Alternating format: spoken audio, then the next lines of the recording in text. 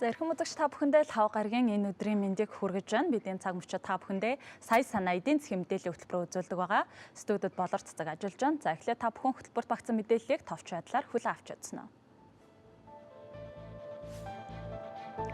Монголын хөрөнгөний биржид өнөөдөр 262 хувьцаат компани бүртгэлтэй байдаг.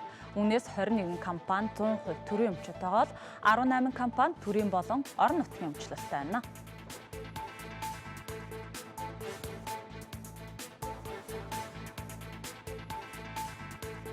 Mongolia Growth Group нь Монголын хөрөнгөний биржийн төлөөлөлтөд Нью-Йорк хотод танилцуулга уулзалтыг хийх гэж байгаа юм а.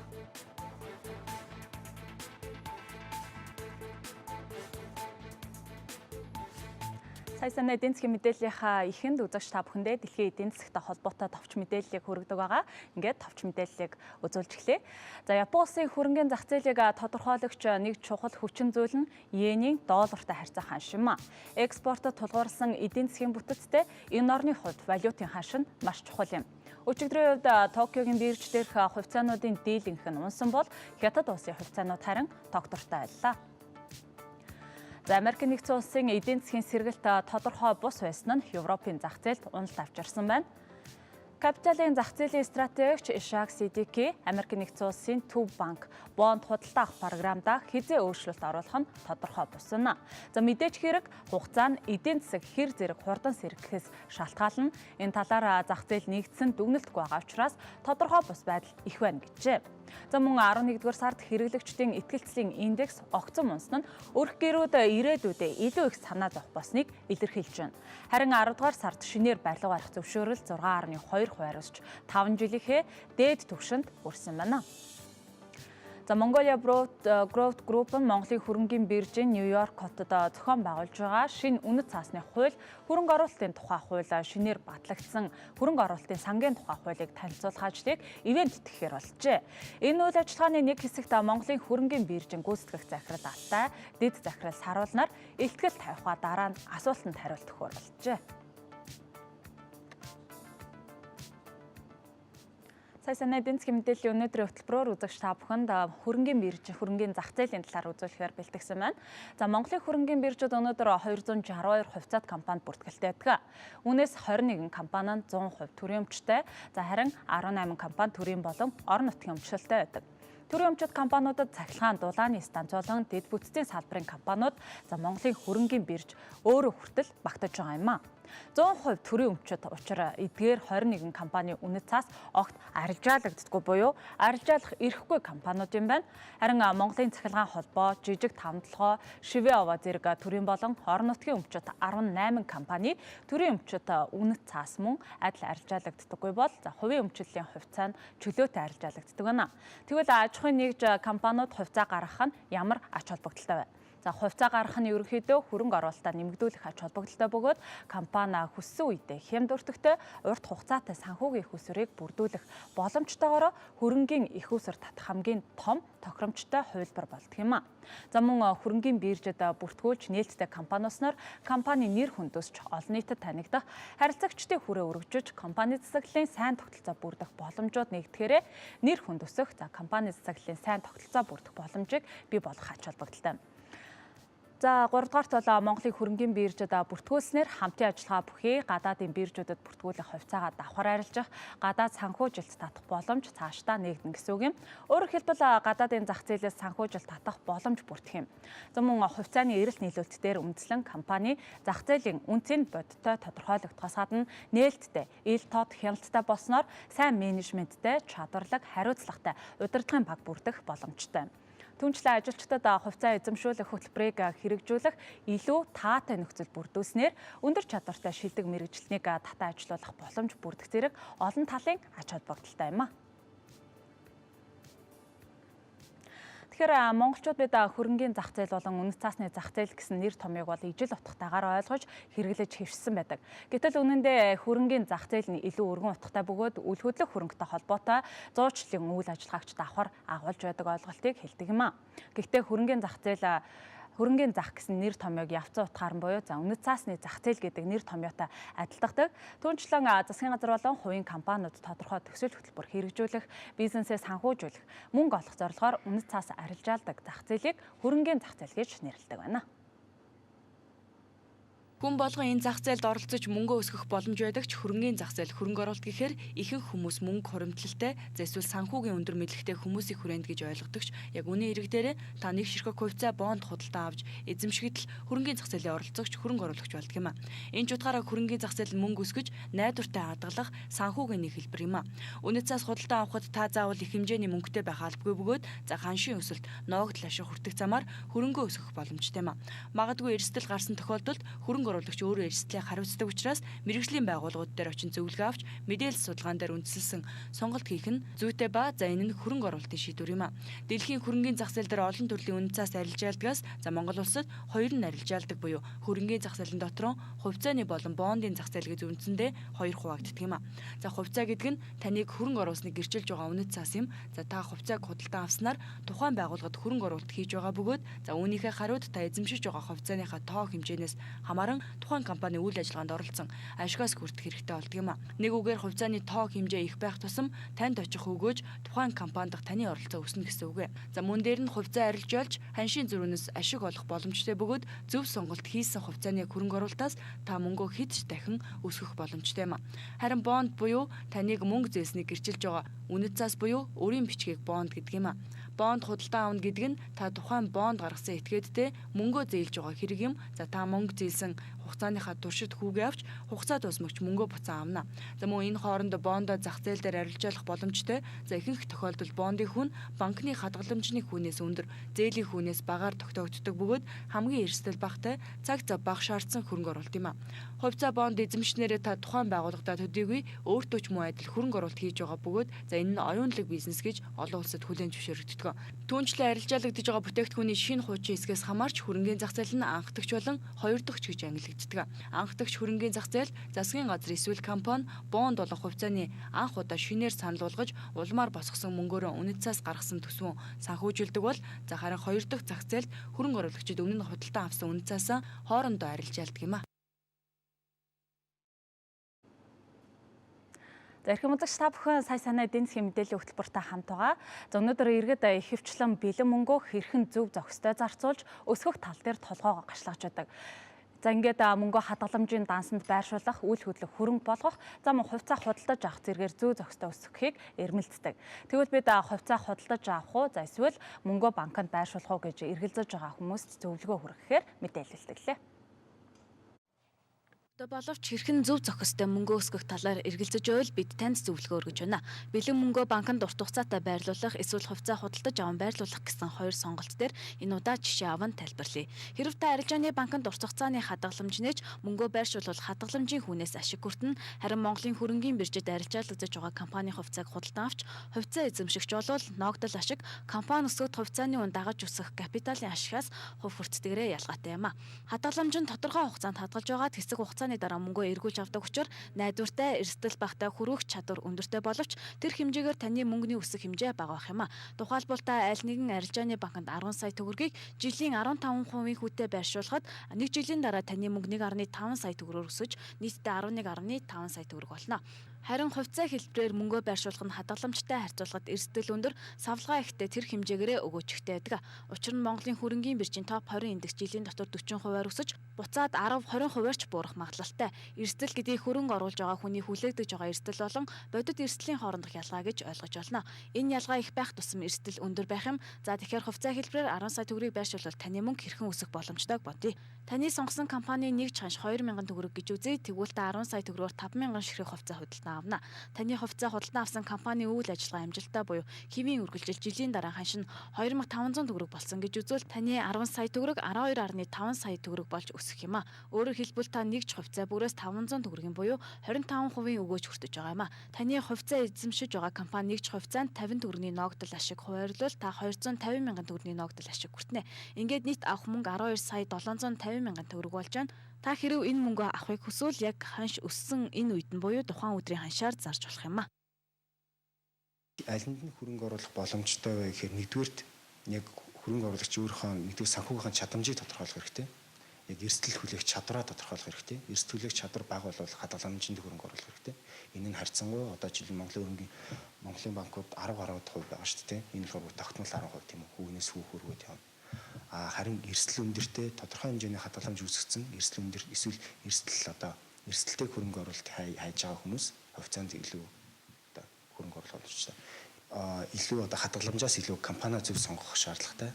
Бас илүү яг Монголын хөрөнгөний зах зээлийн хувьд илүү урт хугацааны одоо хөрөнгө оруулалт байх боломжтой. Хувьцааны ханш маш хэлбэлцэлтэй байдаг гэдгийг санах хэрэгтэй. Та хувьцаагаар тоглосноор эдийн засгийн маш сонирхолтой шийдлүүдийг толгойдоо эргцүүлж зөв шийдвэр гаргах шаардлага үргэлж тулгарх юм а. Зөв шийдвэр гаргавал таны өгөөж нэмэгдэнэ. Буруу шийдвэр гаргавал тэр хэмжээгээр таны хувьцаа худалдаа авсан мөнгө хорогдох юм а. Та хувьцаа худалдаа авснаар тухайн компани өмчлөгч болж байгаа учраас удирдах эрхээ хэрэгжүүлж төлөөлөн удирдах зөвлөлд орох, цаашлаад гүйцэтгэх захирлаар сонгогдсон ажиллах эрх нэгддэг юм а. Игэл телевизийн эдийн засгийн сайн сайнаа мэдээллийн хөтөлбөрийг та үзэж байгаа. За хэрвээ эргэн та хувьцаанд хөрөнгө оруулах гэж байгаа бол эхлээд бага мөнгөөр эхлэх нь илүү эрсдэлгүй юм байна. Өөрөөр хэлэх юм бол хэрвээ тал худалдаж авах мөнгөөрөө хувьцаа авах биш, за худалдаа аваад түүнээсээ илүү гарсан мөнгөөрөө арилжаанд оролцсноор бага гэлтгүй урт хугацаанд цаашдаа бол үр ашгаа өгөх болно. За ингэхдээ тухайн брокерийн компаниудаар зуучлуулах бөгөөд тэднээс аль нэгийг сонгохын тулд эхний анхаарч харах зүйл бол мэдээж зардлын асуудал юм. За компаниудаа арилжаа хийх тэд танаас тодорхой хэмжээний тодорхой хувиар бол их бага хэмжээгээр шимтгэл авдаг. Тэгвэл өөр бусад юун дээр анхаарахыг шинжээч яриагаар хүргье. За дээрэс нь одоо бид бол маш бөглөөтэй хотод амьдарч шүү дээ тийм. Тэгэхээр бол утсаар интернетээр мессежээр захиалга өгчдөг. Ийм брокеринг компанид сонгуул танд эвтэйхэн. За мэдээж бас тодорхой хугацааны дараа очиод нөгөө гарын үсгээ зурдаг захиалга дээрээ. Тэгэхээр бас гэртэйг эсвэл ажилтайгаа ойрхон брокеринг компани сонгуул бас их цаг зав хэмнэ гэсэн үг. За тэгээд ерөнхийдөө яг хамгийн одоо чухал гэж тооцогддог зүйл маань брокеринг компани таныг хэр зэрэг үнэн бодит мэдээлэл судалгаагаар одоо хангаж чадаж байна вэ гэдэг нь маш чухал байж байгаа. Энийг яаж мэдэх вэ гэхээр тухайн брокеринг компанид үйлчлүүлдэг, олон жил үйлчлүүлсэн хүмүүсээс нь л асууж байгаа. Тэд нар бол хамгийн сайн одоо шүүгчнэр байж байгаа шүү дээ. Тэгэхээр тэр хүмүүсээс нь асуувал их зүгээр. Яг хөө гэхдээ тэр брокеринг компанид бол тань зөвхөн мэдээлэл судалгааг бол өгнө. Шийдвэрийг бол өөрөө гаргахна гэдгийг бол чанд одоо ойлгох хэрэгтэй. Өөрөөр хэлбэл эрсдэл одоо үүрвэл гарвал та өөрөө хариуцсан шүү гэдгийг маш сайн ойлгох хэрэгтэй. За шинжээч брокер дилерүүдийн компанийг хэрхэн сонгох талаар ийм мэдээлэл өгч байгаа бол харин та одоо аль компани хувьцааг худалдаа авах вэ гэдэг нь бас л чухал асуудал. Тэгэхээр жишээ нь хөрөнгөний зах зээлд бол хувьцаагаа гаргаж байсан Зоос, за Силикат гэдэг хувьцаат компаниуд анхандаа бүгд л амжилттай эхэлсэн боловч сүүлдээ дампуурч за олон жижиг хувьцаа эзэмшигчид маш ихээр хохирч үлдсэн байдаг. Тэгэхээр энэ мэд шалтгаануудаас үүдэн мэдээж иргэдийн хувьцаанд итгэл бол өнөөдөр муу байдаг. Ийм учраас тухайн компанийнхаа санхүүгийн гол үзүүлэлтүүдийг нягтлах хэрэгтэй. За манайхан хамгийн гол нь алддаг зүйл нь тухайн компанийнхаа зөвхөн өнгөрснийг нь судалдаг бол ирээдүйд энд компани хэр томрохыг нь харах нь хамгийн чухал байдаг гэнэ. За компани тухай хуулинд иргэдэд уншвал олон талын хэрэгтэй мэдээлэл байдгаа гэж бас шинжээчдийн зүгээс тайлбарладаг. Ямар ч тач бид эрсдлээ зөв тооцох юм бол хувьцаанд багаар хөрөнгө оруулахад хаалдах зүйлгүй. За учир нь одоо хуулиар жижиг хувьцаа эзэмшигчдэд анхаарсан заалтууд төлхөө оруулсан байгаа. Ийхүү хувьцаа удаандаа үр ашгаа өгдөг гэдэг үгэн дээр нэгэн жишээг хэлэхэд анх 2007 онд Апу хувьцаат компани хувьцаа за 130 төгрөг багт нь худалдаа авч байсан иргэн за одоо ашгаа хүртдэг байгаа. Учир нь бол одоо тус компани хувьцаа 3800 төгрөгт хүрсэн нь одоо бараг 200 дахин өссөн гэсэн үг юм байна. За мөн 5 толгой компани хувьцаа ч мөн 370 төгрөг байсан бол одоо 3000 төгрөг болсон байх жишээтэй байна. Доотлол нь дунджаар за нэг 6-7 дахин өссөн. Зах зээлийн индекс харахаар тухайн хувьцаан дээр харахаар 200 дахин, 100 дахин, 50 дахин янз бүр өссөн байж байгаа. Тэгэхээр яг энэ хугацаанд ингээ хадгаламжийн хүү хэд байхаа ингээ бодоод үзэхлээр нэг 100 төгрөг анх хадгалуулсан бол 200-300 төгрөг максимд болохоор юм билээ. За тэгэхээр одоо алдахгүй тулд яах юм бэ? Зөв компаниг яаж сонгох вэ гэж. Тэгэхээр энэ дээр хамгийн одоо ихэнд бол бид өнгөрснийг нь харах хэрэгтэй гэж үзэж байгаа юм л та. Өөрөөр хэлбэл өнгөрсөн 5 жилийн хугацаанд энэ компани ашиг орлого яаж нэмэгдсэн бэ? Орлого нэмэгдээд байхад ашиг нэмэгдсэн юм уу? Орлого нэмэгдээгүй байхад зардал нь өсөөд байсан юм уу? Жишээлбэл зардал өсөөд байвал энэ чинь ашиг нь багасаад байх гэсэн үг шүү дээ. За санхүүгийн үзүүлэлтүүдийн гол үзүүлэлтүүдийг харах хэрэгтэй гэсэн. За тэгээд менежмент нь хамгийн чухал. Энэ компани өөрөө хэр нээлттэй компани, мэдээлэл хэр сайн өгдөг, үнэн бодит одоо ажилтдаг юм уу, ёс зүйтэй ажиллаж чаддаг юм уу, эсвэл одоо янз бүрийн худал хуурмаг зүйл хийгээ яваад идэг юм уу те. Энэ бүгнийг харах хэрэгтэй. За тэгээд хамгийн чухал зүйл нь юу гэхээр хувьцаанаас өгөөж хүртэн гэдэг маань та ирээдүйд тэр компани ашигаас хүртэх зорилгоор хувьцаа авж гинэ гэсэн хувьцаанд хөрөнгө оруулна гэдэг юм. Тэгэхээр хувьцаат компаниуд дараах шаардлагуудыг биелүүлэх ёстой байдаг байна. Үүнд олон улсад хүлээн зөвшөөрсөн аргачлал удирдамжийн дагуу өөрийн компани засаглалын дүрм журмыг батлан мөрдөх, санхүүгийн тайлан, үнэт цаасны гүйлгээ, үн ханш, арилжаа, мэдээ явцад нөлөөлөх мэдээ. За компани болон удирдлагын үйл ажиллагааны талаар мэдээллийг олон нийтэд болон Монголын хөрөнгийн биржид шудраг, шуурхай, ил тод хүргэх. За үнэт цаас хариуцсан ажилтнтай байх, хувьцаа эзэмшигчдийн хурлыг хуульд заасан хугацаанд олон нийтэд зарлан хуралдуулах ба хурлаар хэлцэх асуудал, хурлын материал зэрэг шийдвэрийг бол гэрээнд заасан хугацаанд Монголын хөрөнгийн биржид ирүүлэх шаардлагуудыг биелүүлэх ёстой юм байна. За хувьцаа гаргагчдын хувьд нийлүүлэгчдийн хөрөнгө 10 сая төгрөгөөс дээш байх ёстойгоос гадна бүртгүүлэх үнэт цаасны үнийн дүн, эзлэх эргэлтийн бус хөрөнгийн хэмжээ нь 10-аас доошгүй байх. За хувьцаа эзэмшигчдийн тоо 50-аас цөөнгүй байх. Олон нийтэд санал болгох энгийн хувьцааны хувь 30-аас доошгүй байх. Нэгээс доошгүй жил үйл ажиллагаагаа явуулсан байх. За энэ хугацаанд ашигтай ажилласан байх. Хэрвээ алдагдaltaй ажилласан бол энэ алдагдлын хэмжээ өөрийн хөрөнгийн 30%-аас илүүгүй байх зэрэг ерөнхий шалгуур үзүүлэлтийг тавьдаг байна. Харин улс орны эдийн засагт чухал үүрэг гүйцэтгэдэг дэд бүтцийн болон стратегийн чухал ач холбогдолтой бүхэл салбарт үйл ажиллагаагаа эрхэлдэг хувьцаат компани үнэт цаасыг бүртгэлийн тусгай шалгуураар бүртгэдэг байна. За Turkish Hill 2-7 хоногийн өмнө зарласан нэмэлт хувьцаа гаргах ажлаа хэрэгжүүлэхээр 2.4 тэрбум Америк долларын нэмэлт хувьцаа гаргахаар танилцуулга, материал зохицуулагч байгууллагуудад хүргүүлсэн нь хувьцааны ханшийг 8.1% өсгсөн байна. За энэ хөрөнгийг оюутлахад төслийг санхүүжүүлэхэд болон Rio Tinto-гоос авсан 1.8 тэрбум Америк долларын төр хугацааны зээл ба 600 сая Америк долларын гүүр зээлийг бүгдийг нь төлөхөд зарцуулах юм а. Одоогийн хувьцаа эзэмшигч бүр 12 дугаар сарын 6-ны өдөр нэмэлт хувьцаанаас нэгжийг нь 2.4 Америк доллар эсвэл 2.5 Канад долларын үнэтэйгээр худалдаа авах эрхтэй юм байна.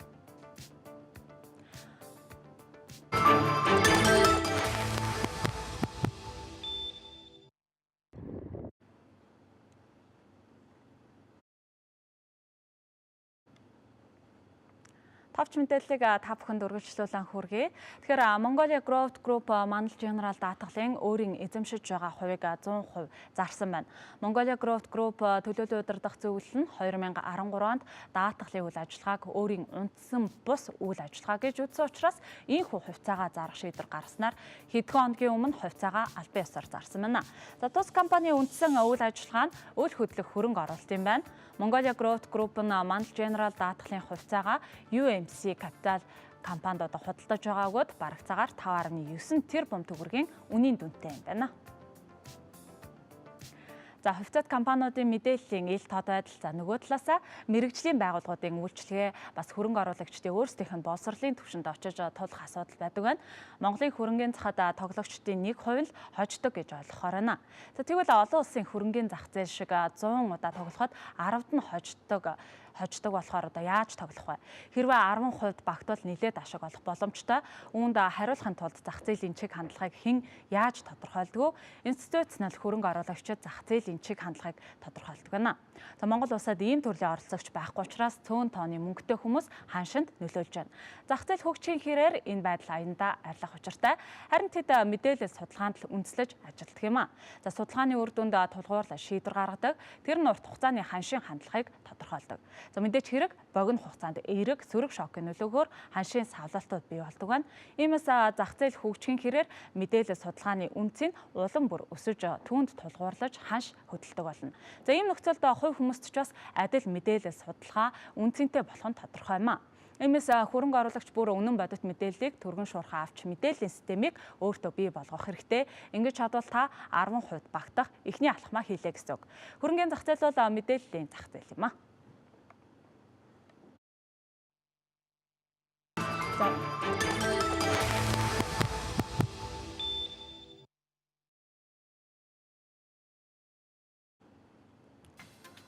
Монголын хөрөнгөний биржид өнөөдөр 262 хувьцаат компани бүртгэлтэй байдаг.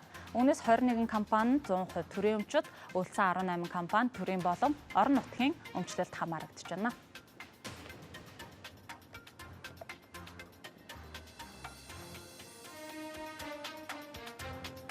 Mongolian Growth Group нь Монголын хөрөнгөний биржийн төлөөлөлтөд Нью-Йорк хотод танилцуулга уулзалт хийх гэж байна.